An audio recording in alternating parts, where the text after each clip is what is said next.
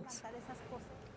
That right there is the leader of a local nonprofit organization advocating for migrant workers. And as you just heard, those workers are essential to not only the economy, but also providing things that we may take for granted. In-depth reporter Anthony Hill found out when it comes to their health, most are underinsured or not covered at all. Important, if there are no farmers, look, there aren't any vegetables, there aren't any fruits, there aren't any legumes. The job of a migrant farmer can be daunting.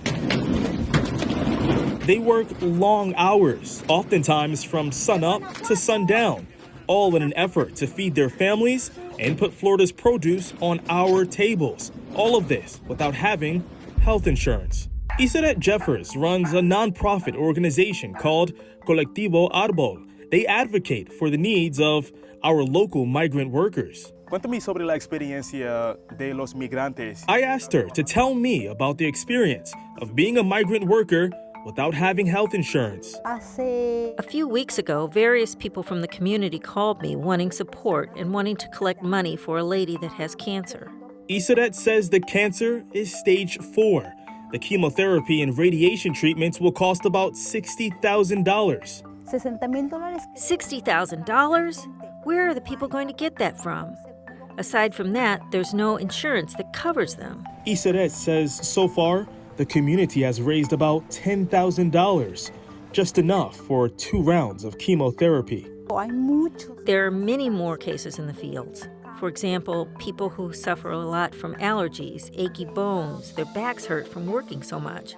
Also, mental health, depression. ¡Vámonos más! It's estimated that about 200,000 migrant workers in our state are either underinsured or have no insurance at all. In this region, there's about 10,000 or so that live in this Waimama area. Recently, the University of Florida Health, along with other organizations, held a healthcare event in Waimama to fill that void. We're here providing access to health services. Many of the families in our community do not have access to health care and health insurance. It's an arduous work, and that's why they need these services even more. They're putting their body through a heck of a toll. And hundreds of migrant workers showed up on the only day they have off in order to get health screenings, testing for diabetes and high blood pressure. They also received dental care and COVID-19 vaccinations. We're also going to be testing for Chagas disease, which is a neglected tropical disease. It has an effect on our Latin American population. As for Isaret, she tells me when most migrants become sick, they continue to work. Until they die. Yes. And a lot of people in the fields are experiencing this. ¿Qué te gustaría ver en términos de... I asked her, as someone who advocates for and works closely with migrant workers, what would she like to see be done in order to provide a better quality of life for these essential workers? It's very important for us that there's immigration reform because it would provide a fuller life. We could have more dignified living conditions, health care. That is the most important. In Waimama, with photojournalist Matt McGlashan, I'm in-depth reporter Anthony Hill, ABC Action News. Thank you, Anthony, for that report. Still to come here at 6, taking action to fix up a local cemetery. Our I-team has been investigating issues at the Royal Palm Cemetery in St. Pete for a decade. And now with new ownership, we're asking, when will things be fixed? That story after the break.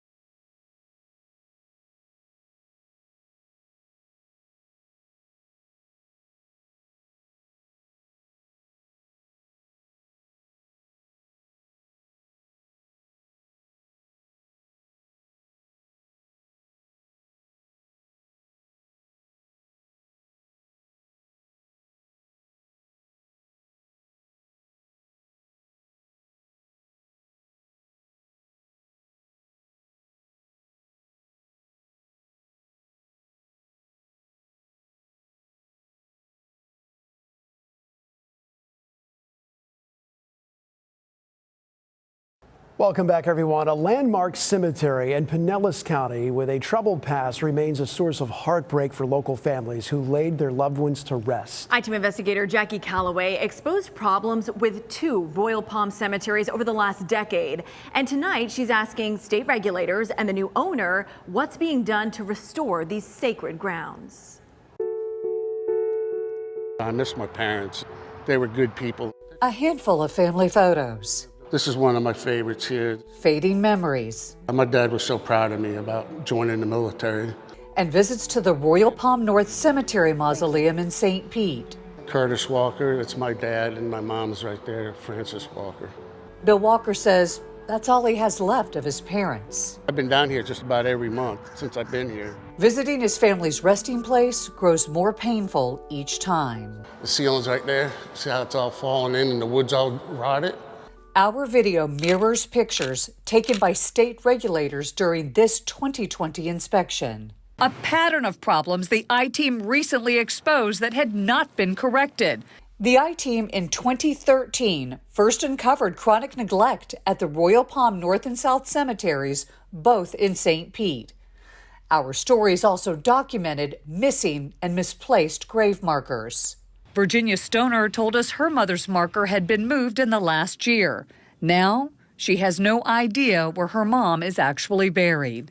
The I-Team investigation prompted the state to order that Cliff Work, the owner of both cemeteries, correct the violations within 6 months. And they fined him $2,500. How many times do you think this came up before the board? Oh, I'm going to guess 8 or 10 times. Keenan Knopke served on the board of the Division of Funeral Cemeteries and Consumer Services for 16 years. Would you say that the Royal Palm cemeteries were your most frequent continual violator? Oh, yes, without a doubt. But Keenan, who left the board earlier this year, says neither cemetery was ever brought up to code. Now loved ones want to know why. It's always been like this since I've been starting to come down here at the beginning of the year. The I-Team obtained state inspection records from 2018 to 2020 on Royal Palm North, where Bill's family is buried. They reveal repeated violations over the lack of maintenance to the mausoleum and cemetery grounds. It's just horrible. But now change may be coming. State records show that in 2018, the owner of the cemeteries filed for bankruptcy. Another company in the cemetery business bought the properties last year.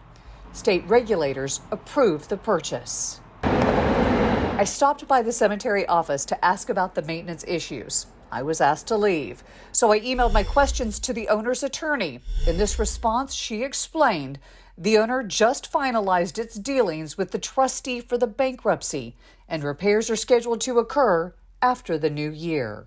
They're telling us that they absolutely are going to make repairs, and they say that this building will be repaired after January 1st. I'll believe it when I see it. I repeatedly asked state regulators for an interview about future oversight of these 2 cemeteries. In these emails, the state said they were unable to provide someone to go on camera, but they did tell me that both grounds will be inspected this month.